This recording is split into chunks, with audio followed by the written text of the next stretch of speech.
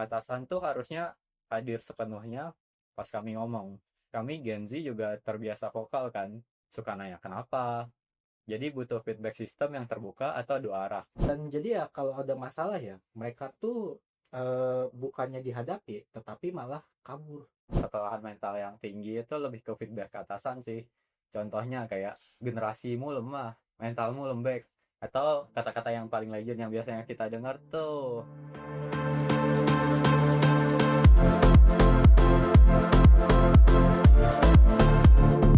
Halo semua, selamat datang di podcast Mind the Gap, Mic on, Ego Off. Bersama saya Deniko sebagai host dan juga HR yang sering menemukan masalah-masalah di dunia perkantoran tentunya. Di podcast kali ini, saya akan membawakan satu pertanyaan penting yang menjadi topik di podcast kali ini. Yang pertama itu, apakah Gen Z tidak siap bekerja atau perusahaan yang tidak siap menerima mereka? Di podcast kali ini saya akan membawakan dua narasumber dari dua sisi tentunya. Yang pertama itu perwakilan dari Gen Z, umurnya masih 20 tahun dan tentunya pengalamannya masih sedikit. Halo Jericho, apa kabar? Halo Deniko, halo semua. Kabar baik nih. Cuman kalau ngomongin dunia kerja sih, aduh, kayak main game tapi level tutorialnya nggak pernah dikasih. Pusing banget. Oke, selanjutnya saya bakal mengenalkan perwakilan dari Gen Milenial, umurnya masih 30 tahun dan tentunya pengalamannya masih lebih banyak dari Gen Z. Halo Arif, apa kabar? Halo Deneko, halo Jericho, halo semua. Ya, kabar baik juga. Walaupun jujur sekarang saya lagi sering banget nih pusing ngelihat karena Gen Z kalau di dunia kerja tuh mereka kayak belum siap gitu ya di tempat kerja saya. Siap. Nah, lo belum apa-apa udah kena serang aja nih. Oke, jangan panas-panas dulu. Di sini saya akan memberikan satu fakta dulu ya. Yang pertama itu dari survei platform Career Intelligence, yang dimana sekitar 50 perusahaan menyebut kurangnya motivasi dan inisiatif, 46% menilai kurang profesional, dan hampir 40% mengeluhkan keterampilan komunikasi yang lemah. Tentunya ini tertuju pada Gen Z ya. Lalu kalau misalkan kita zoom out sedikit nih, cakupannya lebih luas. Secara global, laporan ILO mencatat tingkat pengangguran muda usia 15 sampai 24 tahun itu sekitar 13% pada 2023. Yang dimana itu udah hampir 65 juta orang yang menganggur. Itu kan udah banyak banget tentunya kan, udah puluhan juta. Lalu yang kedua, di Indonesia sendiri, data BPS 2024 menunjukkan tingkat pengangguran usia muda 20 sampai 24 tahun itu masih di atas 15%. Yang dimana sedangkan usia 30 sampai 34 tahun itu hanya sekitar 3 sampai 4%. Tentunya itu kan gapnya masih jauh banget kan ya, udah hampir 10% tuh. Jadi kalau menurut aku di satu sisi banyak Gen Z itu yang belum siap terserap ke dunia kerja, dan kalaupun ada, mereka itu akan keluar di tengah jalan tentunya. Kalau menurut Jericho sendiri nih, menurut berdasarkan data-data ini gimana pendapatnya? Kaget sih, kaget banget dengar data-data itu. Tapi jujur capek juga, soalnya dari sisi kami udah susah-susah bangun portofolio, cari pengalaman kerja dengan cara ikut magang, banyak ikut kursus macam-macam lah untuk mencari pengalaman, tapi tetap dapat label kayak kurang motivasi, kurang minat kerja, sama kurang komunikasi dari perusahaan. Kadang ngerasa kayak standar yang diminta tinggi banget, cuman gak pernah dibilangin gitu. Oke, kalau menurut Arif sendiri nih setelah mendengar pendapat dari si Jericho, agak kaget gak?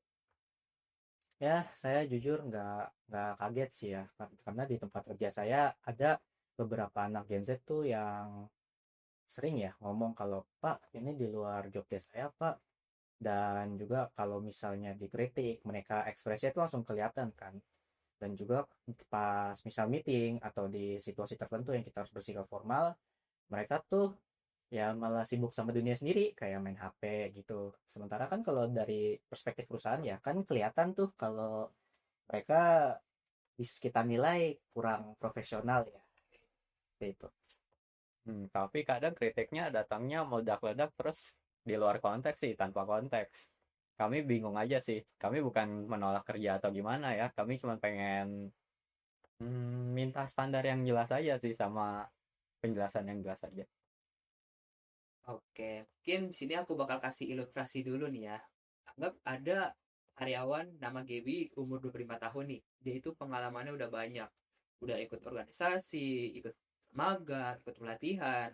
Tapi ketika dia udah masuk dunia kerja nih, ketika dia ngasih pendapat, ngasih saran, itu balasan atasannya tuh kayak, kamu tuh jangan so tahu ya, kamu tuh nggak boleh begini-begini, menurut kita aja itu, karena kita lebih berpengalaman tentunya tuh.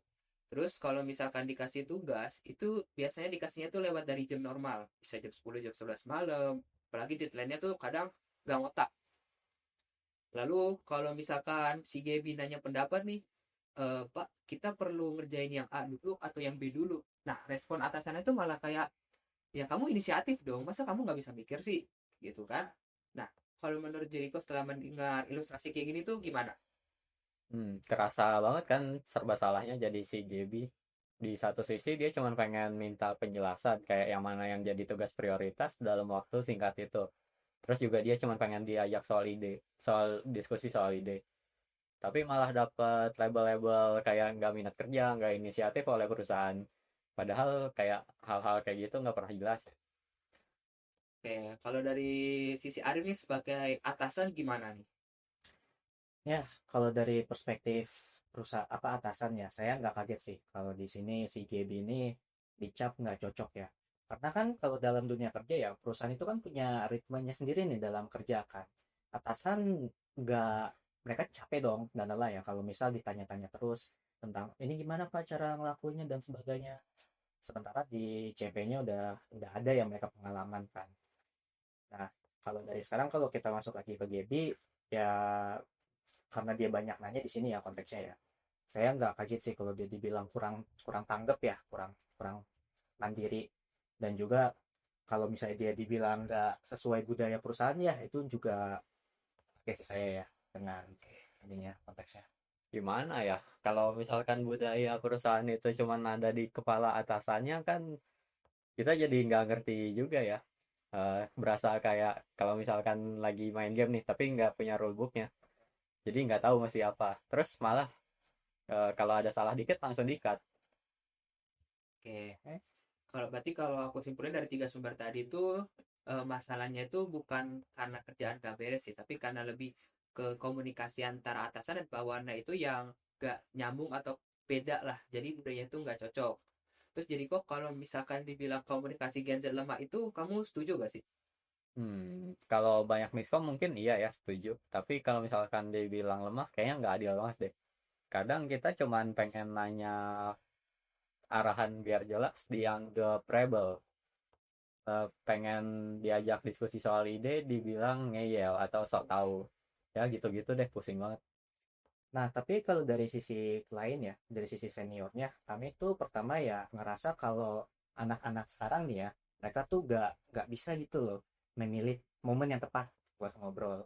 Dan kedua, misalnya mereka ngobrol pun mungkin cara penyampaiannya kurang kami bisa terima ya, karena terlalu langsung ya, terlalu to the point, terlalu direct ya. Sementara kami kan dari dulu selama berkomunikasi dengan generasi sebelumnya, nggak kayak gitu ya. Dan ya yang ketiga juga ekspresi wajah itu juga kelihatan kalau misalnya kita kritik tuh tadi kan contohnya ya, itu tuh langsung kelihatan loh mukanya tuh antara ngedown ya atau kecewa atau jengkel ya, itu kelihatan. Jadi attitude pun langsung kelihatan dari situ loh. Jadi kami ngerasa ini anak nih dalam hal komunikasi ya kurang kurang bisa atau mungkin kurang cocok ya buat sekarang. Berarti kalau bisa aku sederhana itu, kalau Gen Z itu merasa dia tuh cuma pengen yang jelas gitu, ada rulebooknya, dan juga bisa diajak ngobrol atau saling bertukar pikiran sama atasannya. Sedangkan kalau dari generasi sebelumnya, kayak dari Arif, itu dia tuh pengennya dihargai, dan kalaupun berpendapat itu harus profesional lah. Jadi jangan terlalu frontal gitu. Jadi dua-duanya ini merasa benar dan juga merasa saling terserang gitu dua-duanya. Jadi menurut aku di sini nih konflik interpersonal itu datang. Oke teman-teman, sebelum kita tutup segmen pertama kali ini, aku bakal ninggalin dua pertanyaan penting yang akan kita bahas di segmen kedua. Yang pertama itu, apakah benar Gen Z itu tidak siap bekerja dan memang komunikasinya lemah, atau gaya komunikasinya itu yang berbeda dan juga budayanya kerjanya yang berbeda tentunya. Lalu yang kedua, itu kasus PHK ini apakah karena karyawan Gen Z itu tidak kompetensi atau tidak berkompeten, atau karena budaya dan gaya komunikasinya tentunya yang berbeda dengan atasannya. Nah, sebelum lanjut kita ke segmen 2 nih, aku bakal ngasih tahu nih, supaya segmen 2-nya itu lebih fokus lebih terarah dan gak melenceng kemana-mana, tentunya kita butuh yang namanya booster kan. Nih, aku kasih tahu nih ada kopi ABC, kopi susu. Di sini kopi ini tuh bisa bikin kita lebih fokus, lebih terarah. Jadi kalau misalkan ditanya, jawabnya tuh nggak melenceng teman-teman. Jadi kopi ini nih bisa ngebantu kalian buat tetap fokus.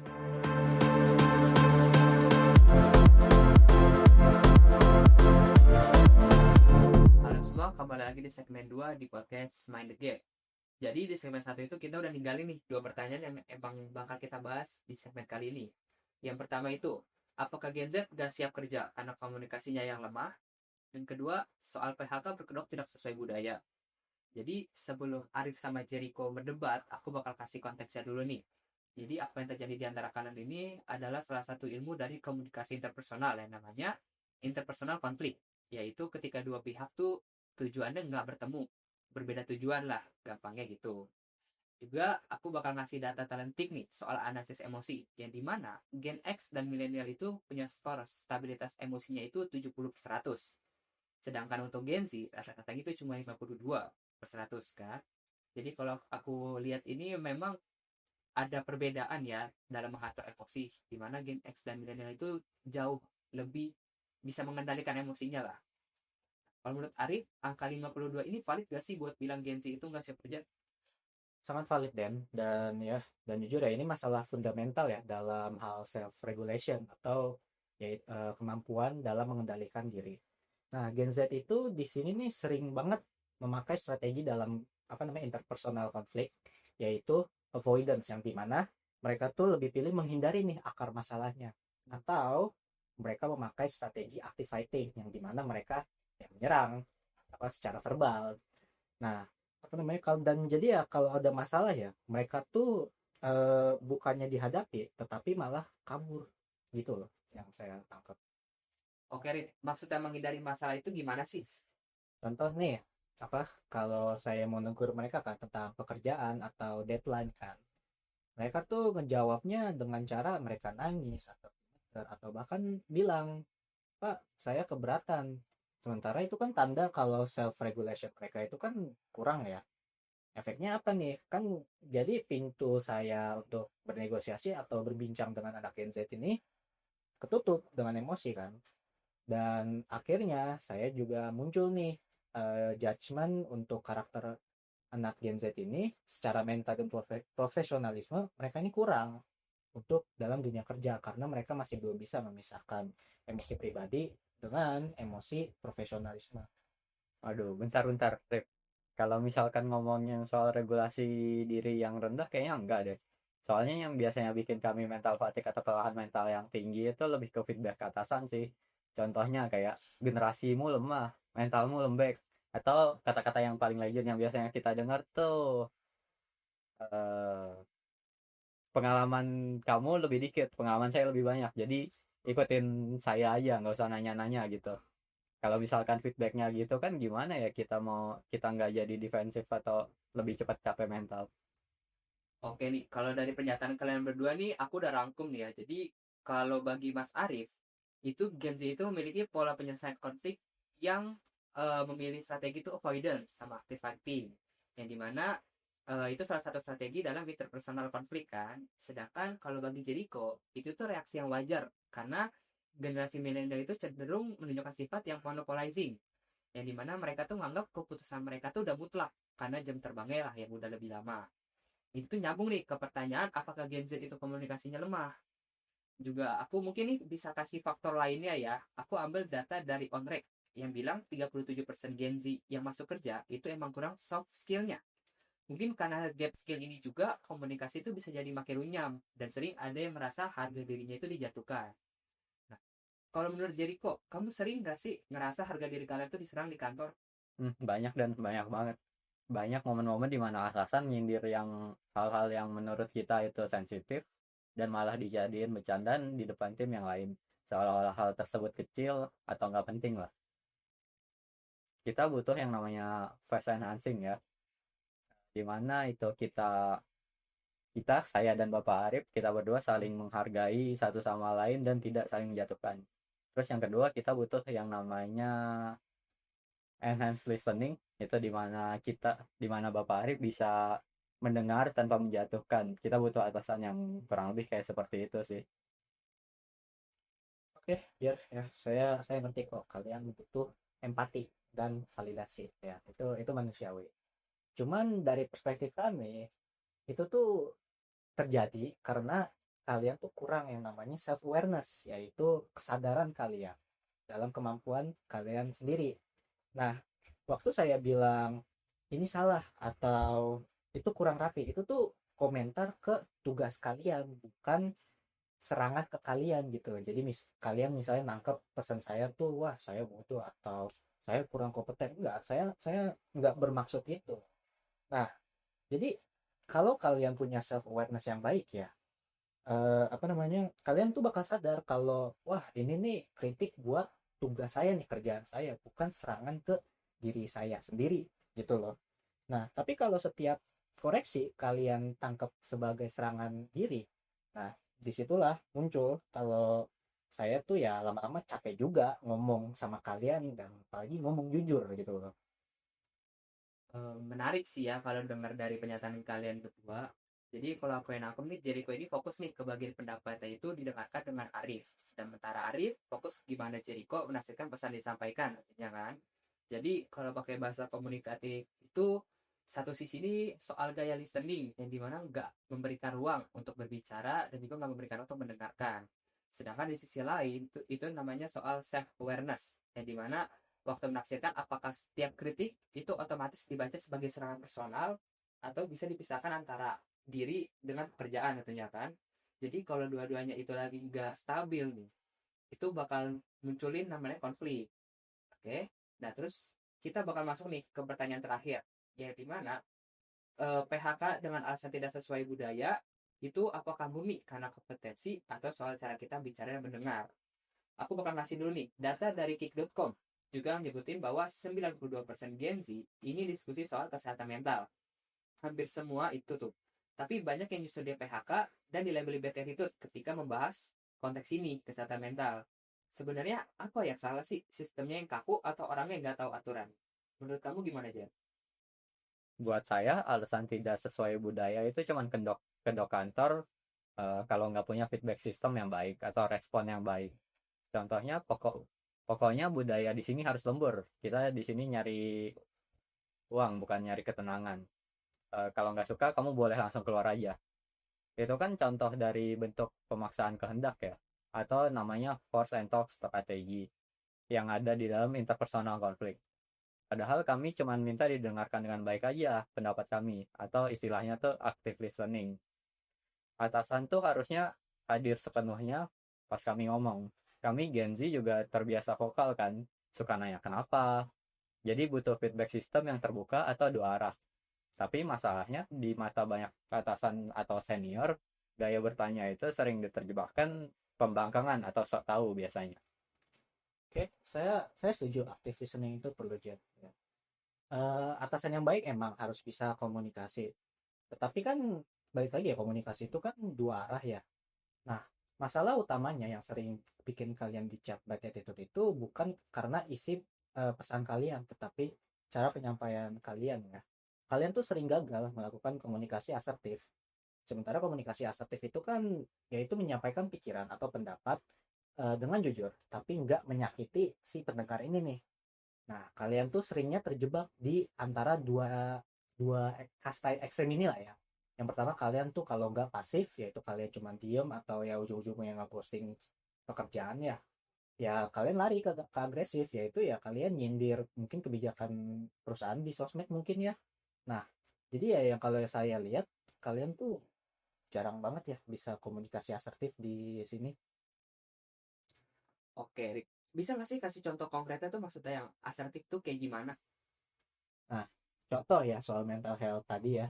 Yang nggak asertif itu ngechat jam 8 pagi, bilang, Pak, aku pusing, mental lagi nggak aman, izin 3 hari cuti ya, pas hari deadline. Itu kan nggak profesional ya. Komunikasi asertif itu, kalian datang ke ruangan saya, bilang, Pak, beban kerja saya seminggu ini sudah melebihi kapasitas. Saya takut kalau saya lanjutin, itu kualitasnya bakal turun. Bisa nggak nih kita prioritasin ulang mana yang harus selesai duluan kan? itu tegas, jelas, dan juga kan menghormati diri sendiri, tapi juga menghormati hak perusahaan kan. Kalau kalian nggak bisa komunikasi asertif kayak gitu, ya wajar perusahaan balik ke cara lama, yaitu memaksa kalian pakai aturan main kita. Karena kalau kami nurutin gaya komunikasi kalian yang sering tergantung mood, tanpa etika ya profesionalisme di kantor nih ya bisa bubar dong, Jer. Itu loh maksud saya. Ya, secara teori sih saya ngerti poin asertif itu, Pak. Tapi misalnya kalau prakteknya susah. Kalau dari awal vibe atau atmosfer di kantor itu udah jelek. Kami udah takut duluan kalau ngomong bener. Jadi akhirnya kami milih diem. Jadi udah deh meledak di belakang atau sebagainya. Hmm. Oke, berarti dari diskusi ini nih udah ngebuka inti masalahnya ya. Jadi kalau aku rangkum dari dua pertanyaan tadi, yang pertama nih soal siap kerja dan komunikasi itu konfliknya terjadi bukan karena Gen Z kurang profesional atau senior yang galak, tapi karena ada gap emosional dan perbedaan cara memaknai pesan ya gitu. Jadi si Gen Z ini ngerasa gampang diserang karena sering masuk ke area harga diri dan juga tentang mentalnya. Selain itu, kalau milenial itu merasa kewalahan karena kritik objektifnya itu dibaca sebagai serangan personal.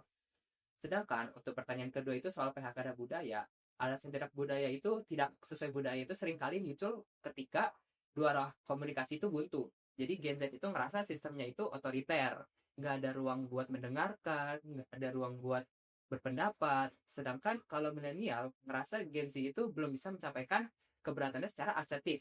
Jadi tuntutan mereka tuh seperti rengekan lah, gitu nggak ada cara penyampaian yang baik dan juga nggak diajak secara negosiasi. Nah, jadi pertanyaannya sekarang itu, gimana sih cara mengatasi gap ini? Gimana caranya agar perusahaan tuh ada feedback system yang nggak bikin sakit hati lah, yang baik. Dan juga gimana caranya agar Jericho tuh dan teman-teman Gen Z itu bisa belajar komunikasi asertif tanpa bikin Arif merasa dibebani. Oke, kita kan nggak mau cuma ngomongin masalah doang nih. Di segmen akhir kita bakal kasih solusi konkretnya nih ya, supaya antara Gen Z dan Gen Millennial tuh akur. Nah, gimana sih cara akurnya ini? Aku akan tunjukin nih, makanan Roma kelapa yang dimana tuh bisa dikonsumsi oleh semua generasi. Nih, biskuit ini tuh bisa disajikan dengan minuman hangat. Supaya apa? Supaya momen debat tuh menjadi momen hangat tentunya kan. Jadi di segmen akhir itu kita harus mengonsumsi Roma kelapa dulu nih supaya solusinya tuh ketemu. Dan jadi mereka berdua itu jadi akur teman-teman.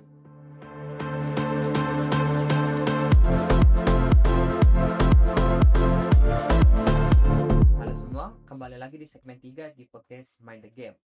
Jadi tadi di segmen sebelumnya itu, segmen 1 sama segmen 2 kita tuh udah tahu ya akar dari konflik interpersonal itu mulai dari self-regulation, feedback system, sampai active listening. Nah, di segmen 3 ini kita bakal ngebungkus dua hasil dari segmen 1 sama segmen 2 untuk mencari solusinya tentunya kan. Yang pertama itu aku bakal nanya dulu ke Gen Z nih, terutama Jericho ya. Tadi kan ada bilang kalau Gen Z itu salah memisahkan kritik profesional sama serangan personal. Kira-kira apa sih yang bisa Gen Z perbaiki nih biar komunikasi di kantor tuh lancar dan jauh lebih nyaman lah? Kalau dari gua ya, untuk yang perlu dibenerin tuh sebenarnya bukan di bagian berani ngomongnya, tapi di cara ngomongnya. Gen Z itu kalau ngomong mungkin suka belak-belakan sama to the point, yang kadang jadi kebablasan malah kedengarannya kasar. Padahal kalau dibenerin dikit, itu tuh bakal beda banget hasilnya, baik dari nada suara, cara berkomunikasi, maupun gestur dalam berkomunikasi. Oke, berarti dari pernyataan Jericho itu udah langsung menjawab nih masalah di segmen 2 yang dimana Gen Z itu kan dibilang tuh selalu menghindari konflik dan juga kalau memang menghadapi konflik tuh selalu secara agresif, secara verbal. Jadi dengan latihan assertive communication itu, Gen Z bisa nih menyampaikan batasan tanpa dianggap manja atau melawan. Nah, ada satu lagi nih, kita sebagai Gen Z juga harus bisa bedain yang mana kritik terhadap kerjaan kita, yang mana kritik terhadap pribadi. Jangan nyampe kalau misalkan atasan cuman mengkritik hasil kerja kita, kita malah merasa terserang secara pribadi. Kita harus belajar self awareness biar nggak apa-apa dimasukin ke dalam hati. Terus jadinya kita langsung defensif, defensif gitulah, itu nggak baik. Oke, nah dan ya itu benar sih, tepat ya, saya setuju. Karena di segmen 2 tadi kan saya udah sebut ya, salah satu masalah dari Gen Z itu mereka tuh cenderung suka membawa masalah menjadi personal ya. Yang dimana kan kami kalau ngasih kritik itu dengan harapan mereka tuh berkembang ya idealnya. Jadi bukan untuk mengecilkan mental mereka gitu loh buat kedepannya di masa karir mereka. Oke, bener banget sih tadi kalau soal self awareness ya itu kan penting banget tuh supaya kita tahu nih tentang kemampuan diri kita. Jadi kita gak gampang baperan lah ibaratnya. Tuh. Oke, lanjut untuk pertanyaan ke Mas Arif nih. Tadi kan di segmen 2 itu kamu juga kena kritik nih soal non-listening form sama power distance. Nah, apa sih yang bisa generasi kamu ubah nih supaya menyelesaikan ketimpangan ini? Nah, yang paling kelihatan itu salah satu solusinya itu menurut saya mungkin mentoring ya. Karena kan apa namanya Gen Z itu nggak kurang pintar, enggak, saya nggak setuju. Tapi mereka tuh lebih kurang ya buat diarahin ya. Jadi pikir apa kalau misalnya tiap anak baru Gen Z dikasih mentors yang dimana itu kan bisa jadi mereka tempat berbincang dan juga ngerasa aman kan, itu pasti bakal bisa ngurangin masalah konflik yang terjadi di dunia kerja ini kan antar generasi. Dan juga kalau misalnya anak muda ngerasa aman karena mentoring ini, pasti mereka bakal loyal pasti ya ke kantor, ke perusahaan, dan juga ya mereka pasti bakal perform kok. Oke, Gitu. berarti kalau aku lihat nih berarti itu bisa nyelesain masalah monopolizing nih. Yang dimana kan tadi kan kalau monopolizing itu salah satu seseorang tuh mendominasi percakapan lah. Yes. Jadi yang satu nggak hanya bisa mendengarkan, nggak bisa bersuara. Tuh, jadi dengan mentoring ini nih atasan tuh nggak cuma ngatur, tapi Mhm. juga bisa mengarahkan lah, ngasih solusi bagi Gen Z atau juga bawahannya. Iya, bener banget. Kayaknya kita butuh banget deh komunikasi dua arah ini, bukan cuma top down aja. Oke. Setuju banget sih tadi kan aku juga nyari tahu nih mengenai active listening ya. Jadi menurut teori Wood ini active listening itu mendengarkan dengan perhatian, empati dan respon yang tepat. Jadi di mana itu bisa nih nurunin konflik sampai 40%. Jadi ketika bawaan merasa didengar, itu stres tuh bisa turun dan merasa mereka tuh lebih dihargai lah. Mereka tuh kayak dianggap bagian dari kantor juga gitu loh. Jadi ini tuh bisa nyelesain masalah mental fatigue, masalah PHK karena budaya, dan juga kesalahpahaman soal Gen Z itu manja. Kayak gitu. Ya, betul, betul. Karena apa namanya feedback itu tuh bukan kita nggak ngehargain ya atau ngerasa kalau kerjaan kalian tuh jelek, enggak. Itu tuh feedback kita cuman mau kalian tuh jadi berkembang dengan harapan kalian dapat insight ya dan juga dapat menangkap kritikan kita. Jadi ya sekali lagi biar masa depan kalian di karir ya berkembang gitu loh, nggak stay di sini gitu. Walaupun caranya ya mungkin masih sama. Oke, berarti nah, inti dari semua solusi ini sebenarnya balik lagi nih ketiga teori yang tadi kita jelasin ya. Pertama self-regulation, active listening, sama effective feedback loop. Jadi kalau misalkan teman-teman memahami nih makna dari tiga teori ini, itu kalian bisa nih survive di dunia kerja lah tentunya gitu kan. Jadi gak gampang baperan, terus bisa adaptasi sama budaya tentunya kan. Iya, kalau dari sisi gua, konflik antar generasi itu kayaknya wajar banget deh. Yang paling penting itu bukan siapa yang benar, tapi siapa yang mau belajar bareng. Ya, setuju sih, karena loyalitas di hari ini, di zaman sekarang juga bukan siapa lagi nih soal yang mau lembur paling banyak, yang mau stay di kantor paling banyak, tapi yang apa namanya yang merasa mereka tuh ayo kita berkembang bareng-bareng sesama kolega kantor. Itulah kalau dari saya. Oke, berarti ini dari kita kan udah bahas tiga segmen nih ya, dari awal pusat konflik ya sampai solusi nih. Jadi aku ngerangkum. Jadi kalau segmen 2 itu isinya itu masalahnya apa aja yang ada. Di segmen 3 itu ya adalah jembatannya kan. Jadi konflik itu nggak harus jadi jurang, bisa jadi juga kalau berkolaborasi tentunya kan. Asal dua-duanya itu saling memahami dan juga saling menghargai tentunya.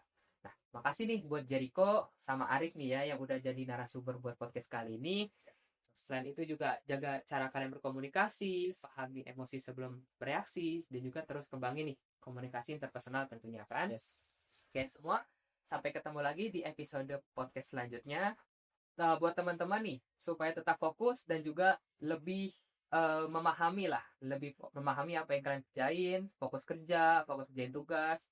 Nah, jangan lupa nih, minum kopi ABC susu, sediain terus di rumah.